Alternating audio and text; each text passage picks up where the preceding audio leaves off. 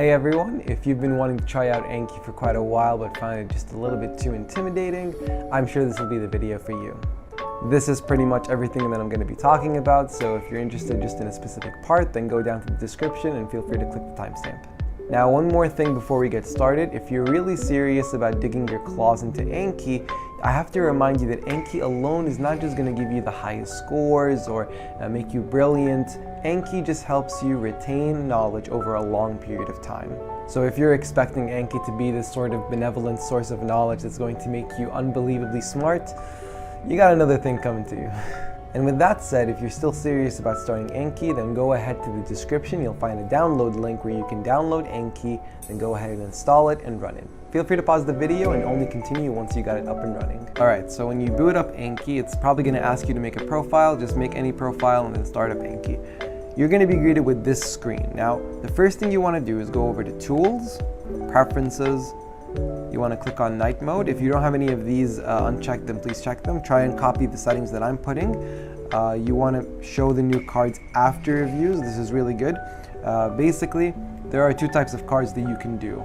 There's reviews, which are cards you've already done and are now reviewing, or there are new cards.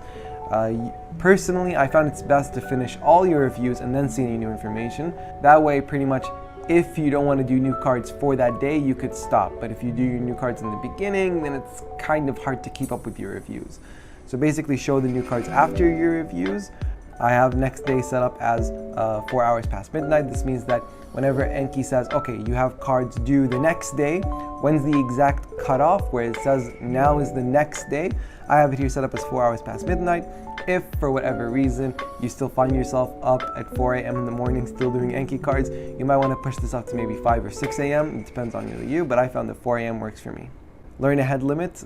This sometimes can mess with the Anki algorithm. It might be 20 minutes for you, so I personally here set it 0 and I recommend you do the same. Alright, and for network, I have it set up that it syncs, and then for backups, I have it set up so that it keeps a maximum of 50 backups. Alright, so I just booted up Anki again. You do that by closing Anki and then opening it up again. As you can see, the changes that we just made took place, and now we have night mode. So now I switched over to my profile just so that I can get specific settings that weren't in the other profile. Basically, even though I have these 4 decks here and you only have the deck called default, all I want you to do is to go to that specific deck and go to this cogwheel and click on the options, and then copy these exact options that you're seeing here. So you can go over each tab and pause so that you can adequately get all the needed information. Description might be empty for you, just leave it empty. You don't have to copy any of this. So now, what was the big deal with all those settings we just copied? Well, it's very simple. Anki, although it's a flashcard program, no one really uses it because of its flashcard capabilities. The reason Anki is loved among many different learners across the world is because of its algorithm. So what is this magical Anki algorithm? Well, it's really simple. Basically, theoretically, we're all supposed to forget information after a set amount of time. Now, let's say if I tell you a fact today, you might forget it in 2 days. So what does Anki do? It tells you, hey, you have a card you need to review tomorrow.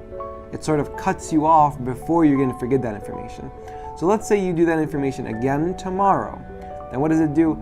Theoretically, you're supposed to forget that information in maybe 4 days. So what does Anki do? It reminds you that information by bringing them up as reviews in 3 days, basically cutting it off when you're supposed to forget it. So on and so forth. Let's say you're supposed to forget that information in 8 days. So what does Anki do? It reminds you the information in 1 week. Basically, the best way to recall information is by seeing the information in increasingly long intervals. This is known as spaced repetition, and it is a very widely used and popular technique for studying and making sure that you can recall information over a long period of time. So all the settings that you just now downloaded, I got them from Anking. Now what is Anking? He is a contributor to Anki, mainly in the form of medical knowledge, mainly geared towards the United States medical licensing exam. But basically he made this amazing deck for you to use, and it's known as the Anking Step 1 deck and Anking Step 2 deck. He also has a YouTube channel where if you'd like to learn more about Anki, more in terms of the details and how you can fix minor nuances, you can go ahead to the description and find a link to his channel. Alright, so how do we make decks? It's really simple. You go to the Create Deck button and you click it, and we'll call our main deck Big Exam. Now we can put some subdecks under it for a little bit more organization. For example, let's call one Cardio, and let's call another one Endo, another one on, let's say Neuro, and let's say for whatever reason you made a typo, like let's say you called it Neurop, you can always go to the cogwheel on the right and then rename it to whatever you want. So for example, Neuro. Now here's the tricky part. You can't just leave them all like this, you have to drag them under the main deck. For example, Cardio goes under the big exam, Endo goes under the big exam, Neuro goes under the big exam. Now we have a main deck, which we can always minimize, with several topics under it. This is a lot better than just cramming all your notes into the big exam and then it's all being just a big mess. Now, if for whatever reason we needed to revise only the cardiology cards, we can always go in there and browse all the cards that we need to. It gives us a little bit more organization, a bit more flexibility when we want to study only a specific subset of cards. You might be asking me, can we make subdecks within subdecks? Of course you can, just name whatever you want. In this case, let's call it anatomy and physiology, right? Now it's really simple. Instead of dragging it under the big exam, just drag it wherever you want. So let's say we want to put them under cardio, just drag them under cardio. It's really important you don't drag one under physiology because then this is different. This is cardiology, which has one subdeck under it, which is physiology, which has another subdeck under it, which is anatomy. We don't want this, we want it all under cardio. So it's really up to you how you want to organize everything. Just try, as a general rule, don't overdo it with organization. But don't underdo it as well. It's really up to you. There's no right or wrong way to do it. Now, how can we add cards? It's even simpler. You go into the deck that you want to add cards into and you click on add. Now, this is really important. Before you start adding or writing anything, you want to make sure that this field is called close, anything close. Later on, I'll show you a specific type of close that's really nice, which is related to the Anking's close. But for now, I'll give you a basic idea as to what close does. Close in Anki language is sort of like blank, so fill in the blank. So for example, 5 plus 5 equals 10. I can pretty much make this a blank, so I'll make this a blank by clicking this button. You can also use Ctrl-Shift-C, which I use a lot. And this basically makes a card, which is called 5 plus blank equals 10. Now once you're happy with your selection, you can go off to add and then add it into the deck. Another thing that you can do is you can actually highlight different portions of the actual text to make numerous cards from one piece of text. For example, once I make another close here, this is going to tell Anki that I want one card where this is the blank and a second card where this is the blank. So it'll be 5 plus blank equals 10, that's our first card, and our second card is going to be 5 plus 5 equals blank, which is what? And then you have to answer 10. So this is good if you're stretched for time and you want to make numerous cards and test yourself on numerous principles very quickly. So let me show you how that'll look like. We add this to our deck, and now if we actually close this and go back to our decks, you're going to see, hey look, we have 2 new cards here, and they're specifically in the cardiology section. So if you go to the cardio section, we study them. So look at that. 5 plus blank equals 10. This one's obviously 5. And then the other card, which is 5 plus 5 equals 1, which is 10. So that's how you can make cards. Generally, when you're making cards, you want to stick to a rule where you can answer that card within 10 seconds. Anymore, and you're really not going to be benefiting from that card or Anki's algorithm. Again, remember, you're going to be doing a lot of cards, so you don't want to be sitting there on each single card for 30-40 seconds. It's fine if you stop on certain cards just in case you want to read more, but try not to overdo it. Alright, so now you know how to make decks, you know how to add cards to those decks. But what about browse? Well, as soon as you click browse, a new window will open up. Now I know it looks really intimidating, but it's actually very simple. On this left side here, it basically shows you a summarized version of your entire deck. So you can see, this is for example a big exam. When I open it, it has all these different sub decks under it. Cardio has anatomy and physiology under it. And then there is an add-on. I'll get into what add-ons are exactly later on, but there is an add-on that helps organize this whole mess into tags. So whenever you make a card, you can add a tag, and I'll show that to you in just a second. As you can see here, whenever we add a card, you can actually add tags to them. So some people, instead of opting for organization within the decks, they opt organization with the tags. And there's a specific add-on that helps with that, and I'll explain it more when we get to the add-on section. So yeah, this section shows you all your decks. If you'd like to search for a specific card, you can always type whatever word you want here. So I'll search for 5, and hey, look at that. Those are the 2 cards that I want. Alternatively, I can just click on the deck, and it will bring up all the cards that I have here. Here I only have 2, which are the ones that we made, so these are obviously the 2 cards. You can always click on the cards that you want here. They'll show you when you have to do them again. They'll show you a lot of information, and then if you'd like to see the actual content of the card, it shows it to you all right here. In this case, this is the actual card that we have. Now, a small note, let's say for whatever reason you wanted to delete the second card. If you actually delete it, both cards will disappear because they were made using the same piece of text. So for example, even though they're two separate cards, because they were made from the same text, if I were to delete it, look at that, both deleted. So always keep that in the back of your head whenever you are making cards.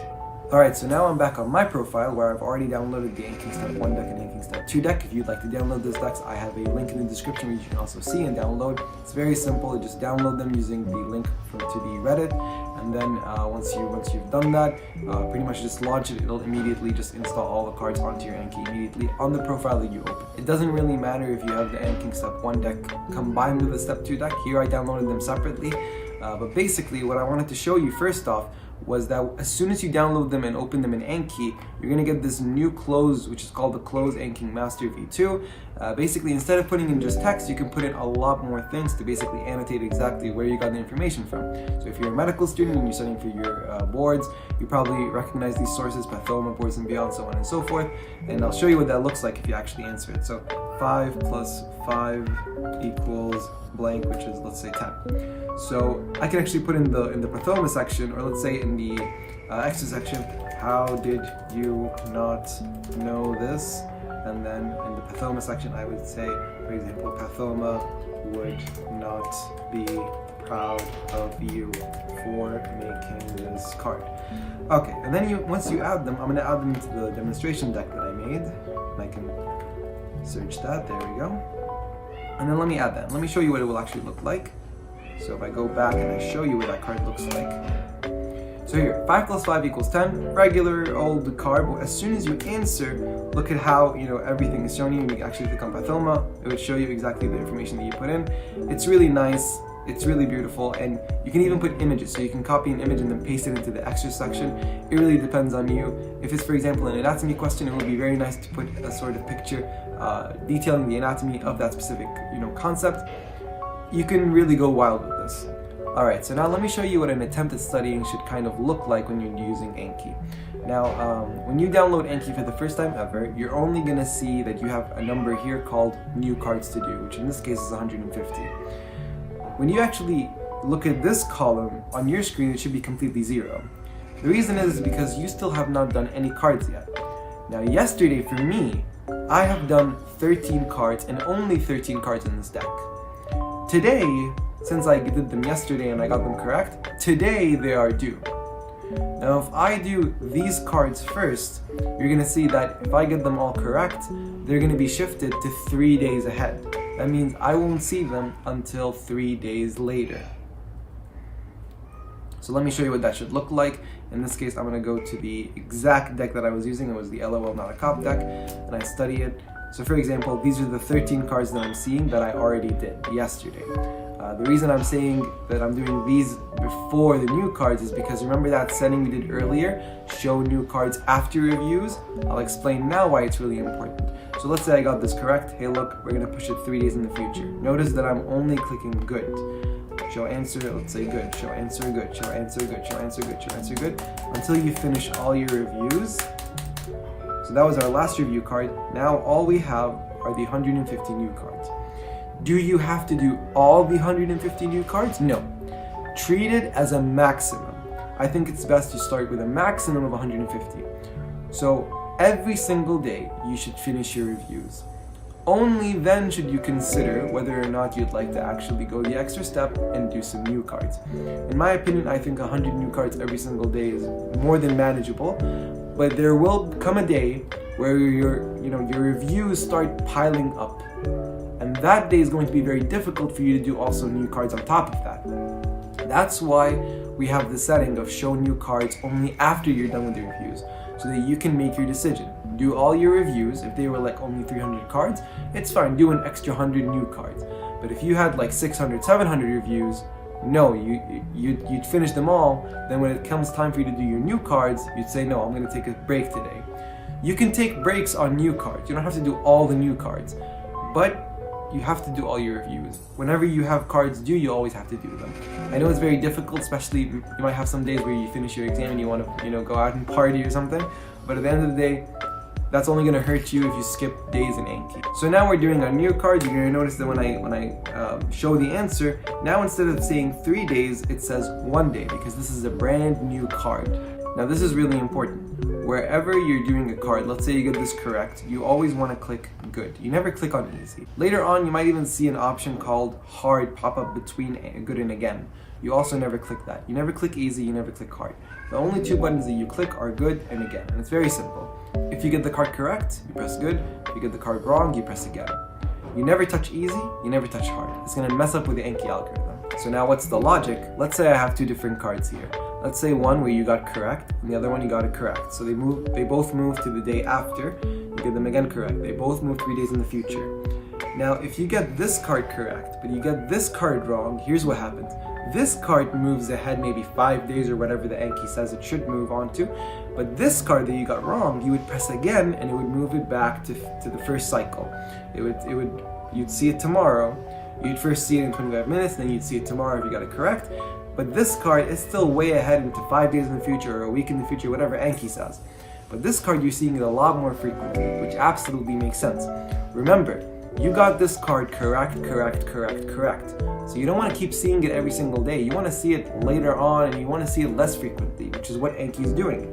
But since you got this card wrong and you pressed again, Anki understands that you have a problem with this card. So what does it do? It resets the cycle. Thus, it makes you see cards that you get wrong more frequently and cards that you get correct a lot less frequently, which is exactly what you want. That is why if me and you use the exact same deck, we would have some differences as to the frequency of certain cards and how much they pop up for us. That's because my weaknesses are not the same as your weaknesses. You might perfectly understand endocrinology, but it might be a difficult subject for me, and so on and so forth. Alright, so next up we have add-ons. Now what are add-ons exactly? Well, they are things you add on to Anki that can help make the experience a lot more enjoyable. They can provide more statistics. They can help to track your progress.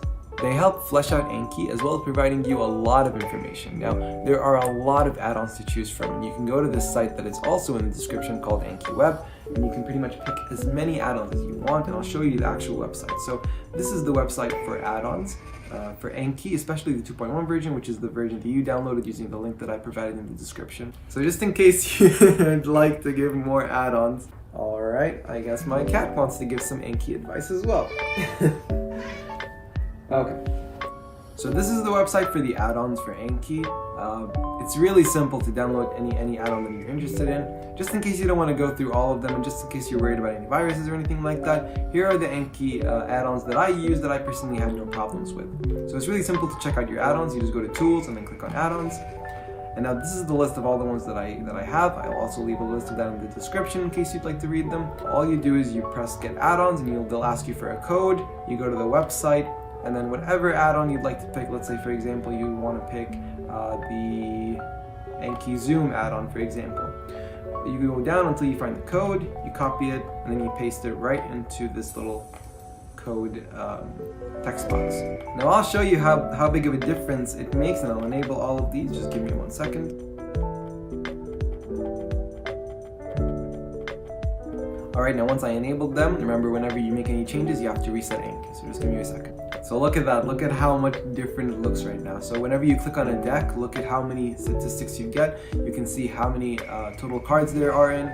You can see that if you continue at a rate of 150 new cards every day, when will you finish the deck? You can see, for example, this whole review heat map that can show you your progress and track your progress and how well you've been doing using Anki. It's an entirely different world when you're using add-ons, and it feels a lot better. So as you can see, Anki add-ons can be very beneficial and add a lot of depth to Anki, all the way from motivating you to actually study, to even just customizing your background, to even just tracking your progress. Last but not least, I'd like to talk about some major tips when using Anki. So tip number 1, and I'll repeat this as many times as I like in this video, please do your reviews every single day. I know the temptation to actually skip a day is always there, but at the end of the day, you actually have to always do your reviews.